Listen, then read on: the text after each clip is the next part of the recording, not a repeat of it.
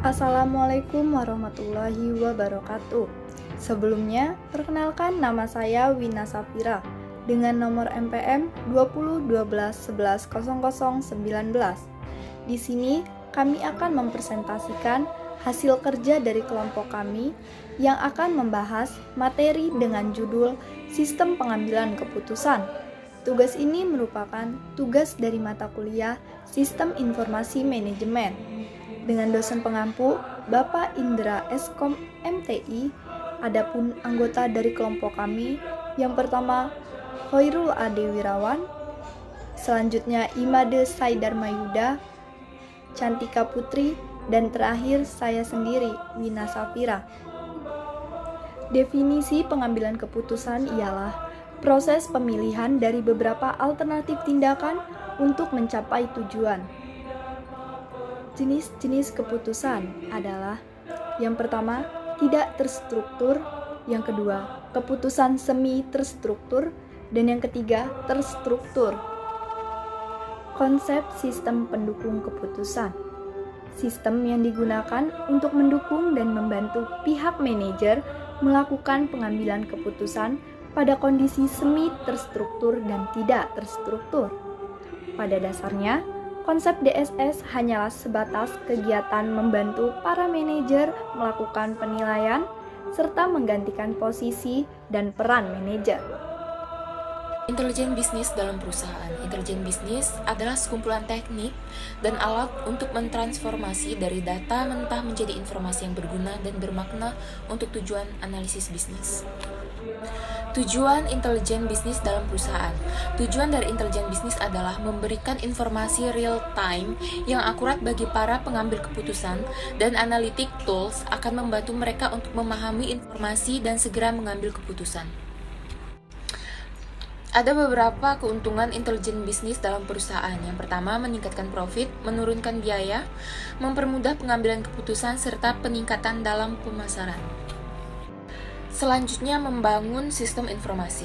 Sistem sebagai perubahan yang direncanakan dalam perusahaan. Perubahan organisasional yang direncanakan merupakan salah satu jenis dari pembangunan suatu sistem informasi yang baru. Para pembangun sistem harus memahami bagaimana suatu sistem akan memengaruhi proses bisnis yang spesifik dan organisasi sebagai suatu keseluruhan. Ikhtisar dari pengembangan sistem. Sistem informasi yang baru merupakan suatu hasil dari proses pemecahan permasalahan organisasional.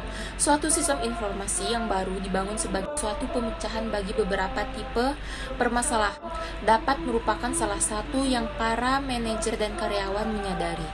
Selesaikan proses pengembangan sistem. 1. Pemrograman.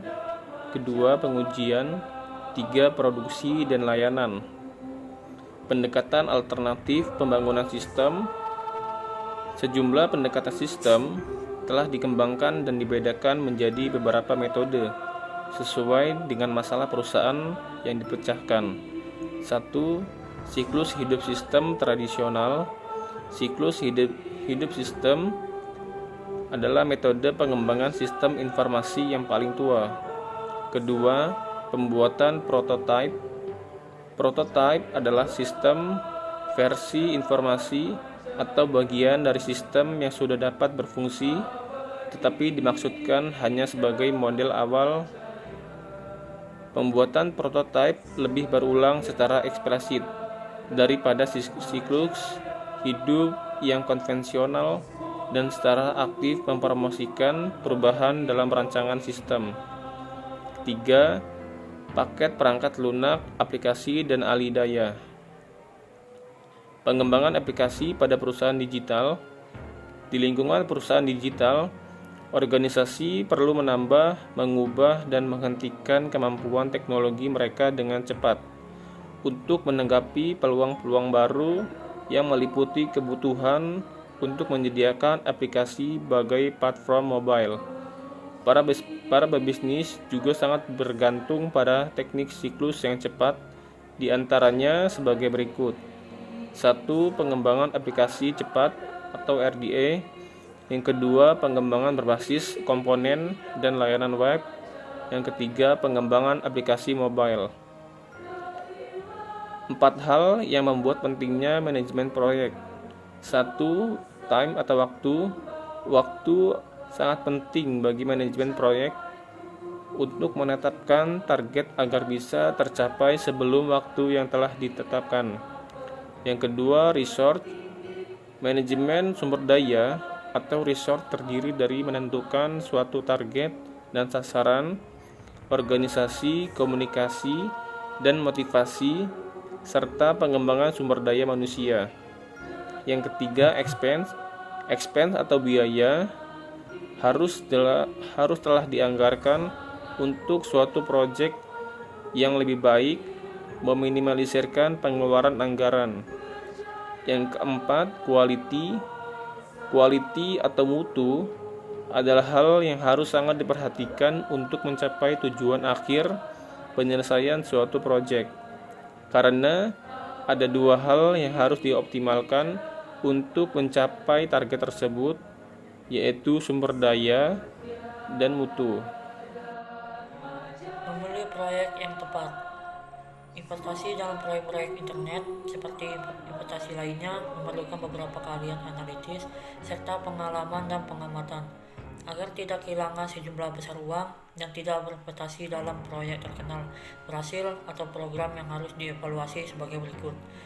Yang pertama ada dimensi laba, pengukuran dan ketertiban pembayaran kepada mitra, kualitas situs, eksekusi untuk program, kehadiran informasi kontak, umpan balik pengguna di situs dan program, durasi pertemuan dari program di pasar. Kemudian menentukan nilai bisnis, sistem informasi, nilai sistem dari perspektif keuangan, intinya berkisar pada isu imbal balik atas modal yang telah diinvestasikan. Apakah investasi suatu sistem informasi menghasilkan imbal hasil yang cukup untuk menutupi pengeluaran untuk pembuatnya. Kemudian penganggaran modal untuk sistem informasi. Model penganggaran modal yang berdasar dalam mengevaluasi proyek teknologi informasi bagi berikut. Yang pertama, metode pembayaran kembali. Kemudian ada return of investment atau disebut dengan ROI. Yang ketiga, present value. Yang keempat, interval rate of return atau disebut dengan IRR. Begitu juga ada dengan rumus-rumusnya, antara lain manajemen risiko proyek.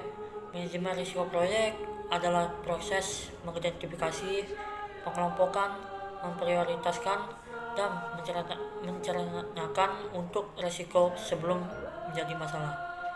Mengapa manajemen risiko sangat penting?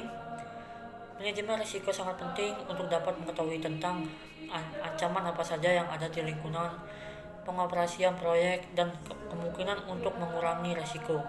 Apabila tidak ada manajemen risiko, proyek akan menghadapi kerugian besar.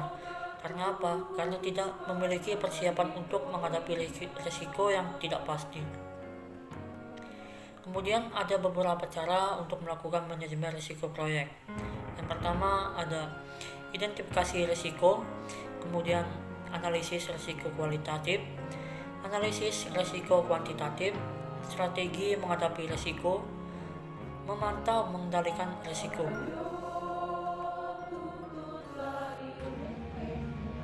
Nah, itulah dia materi yang kami sampaikan. Mohon maaf apabila banyak kesalahan. Semoga apa yang telah kami sampaikan bermanfaat. Sekian dari kelompok kami. Wassalamualaikum warahmatullahi wabarakatuh.